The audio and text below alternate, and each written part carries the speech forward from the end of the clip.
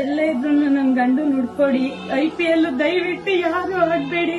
IPL ಇಂದ ತುಂಬಾ ಜೀವನಗಳು ಹಾಳಾಗೋಗ್ತಿದೆ. ಅದಕ್ಕೆ ನಾನೇ ಸಾಕ್ಷಿ. ನನ್ ಮಕ್ಳಿಗೆ ಬೀದಿ ಬಂದಿದ್ದಾರೆ. ₹1 ಇಲ್ದೇನೆ ಒಂದು ಹಾಲ್ಗೂ ಕೂಡ ಇಲ್ದೇನೆ ನಾನು ಜೀವನ ಮಾಡ್ತಾ ಇದ್ದೀನಿ. ಇವತ್ತು ಬೇಕಾದ್ರೆ ಮಕ್ಕಳಿಗೆ ಕೇಳಿ ಎಷ್ಟು ತುಂಬಾ ಕಷ್ಟದಲ್ಲಿದ್ದೀನಿ ಅಂತ.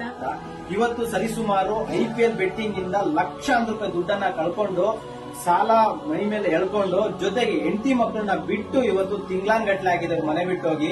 ಎಲ್ಲಿದ್ದಾರೆ, ಏನ್ ಮಾಡ್ತಿದ್ದಾರೆ, ಹೆಂಗಿದ್ದಾರೆ ಅನ್ನೋ ವಿಚಾರಗಳು ಗೊತ್ತಾಗಿಲ್ಲ. ಇವತ್ತು 2 ಹೆಣ್ಣು ಮಕ್ಕಳನ್ನ ಇಟ್ಕೊಂಡು ರೋಡ್ ಅಲ್ಲಿ ಬೀದಿಲಿ ಎಲ್ಲೆಲ್ಲಿ ಇದಾರಪ್ಪ ಅಂತ ಎಲ್ಲಾ ಕಡೆ ಹೋಗಿ ಹುಡುಕ್ತಾ ಇದ್ದಾರೆ.